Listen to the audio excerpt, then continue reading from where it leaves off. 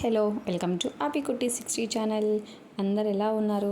ఈ మాట చెప్పైతే చాలా నెలలే అవుతుంది.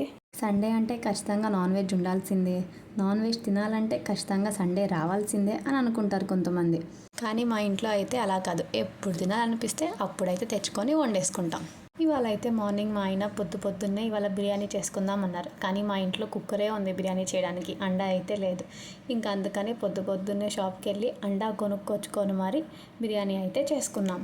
ఇంకా బిర్యానీతో పాటు చికెన్ కర్రీ కూడా ఉండాలి కదా, ఆ రెండు అయితే ప్రిపేర్ చేసుకున్నాం.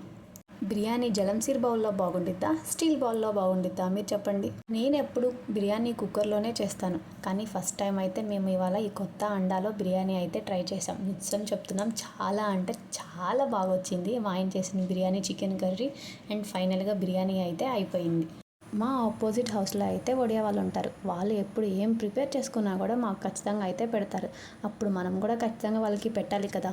ఇంకా బిర్యానీ, చికెన్ కర్రీ అయితే వాళ్ళకి పెట్టేసాం. వాళ్ళైతే ఈ కాంబినేషన్తో మాకు పంపించారు, చికెన్ కర్రీ విత్ బంగాళదుంప.